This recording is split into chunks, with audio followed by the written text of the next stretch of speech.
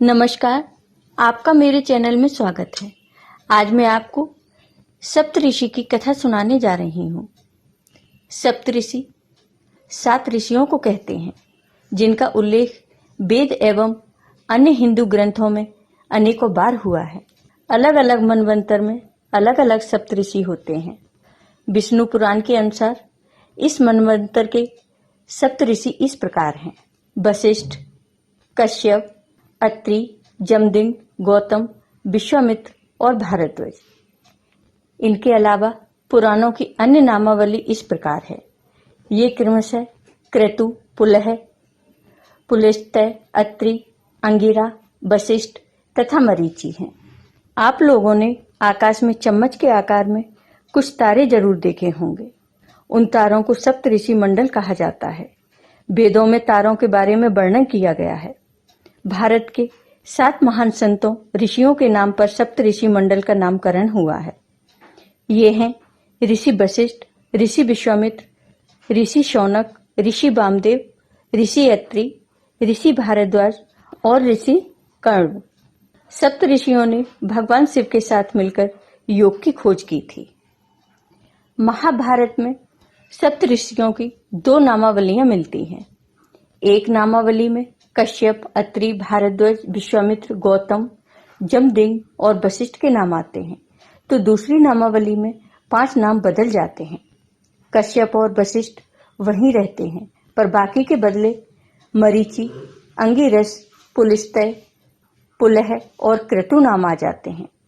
कुछ पुराणों में कश्यप और मरीचि को एक माना गया है, तो कहीं कश्यप और कण्व को पर्यायवाची माना गया है। अब मैं आपको सप्त ऋषियों के बारे में बताने जा रही हूँ। राजा दशरथ के 4 पुत्रों के गुरु थे ऋषि वशिष्ठ। उन्होंने 4 राजकुमारों को राजा दशरथ से राक्षसों का वध करने के लिए मांगा था।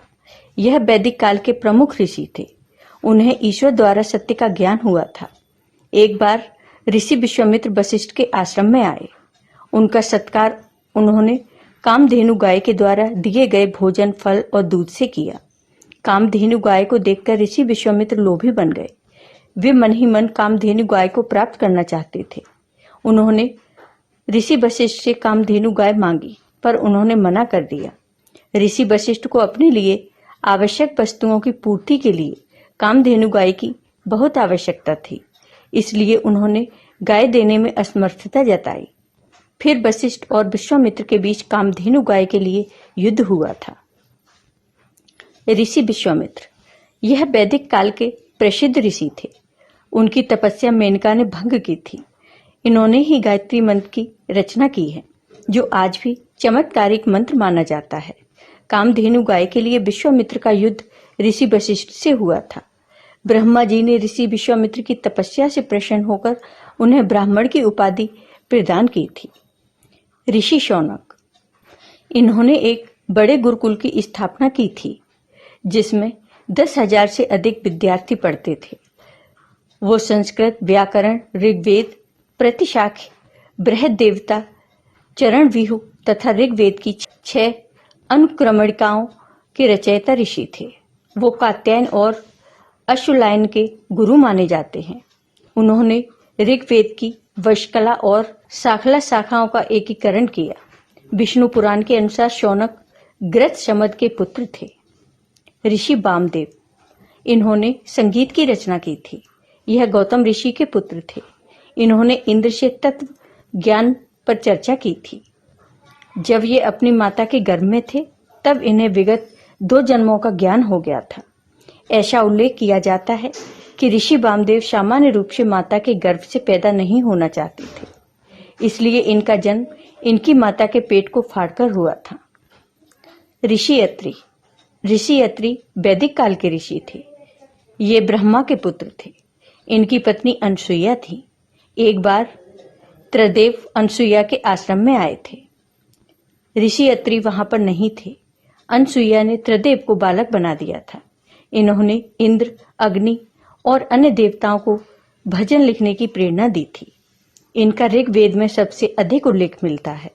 ऋग्वेद के 5वें मंडल को अत्रि मंडला कहा जाता है। ऋषि भारद्वाज चरक संहिता के अनुसार ऋषि भारद्वाज ने आयुर्वेद का ज्ञान इंद्र से पाया था। वे ब्रह्मा, बृहस्पति एवं इंद्र के बाद वे चौथे व्याकरण प्रवक्ता थे। महर्षि भारद्वाज व्याकरण, आयुर्वेदिक संहित, धनुर्वेद, राजनीति शास्त्र, यंत्र सर्वस्व, अर्थशास्त्र, पुराण, शिक्षा आदि पर अनेक ग्रंथों के रचयिता हैं। वो बृहस्पति के पुत्र थे। इनकी माता का नाम ममता था। इनका जन्म श्री राम के जन्म के पूर्व हुआ था।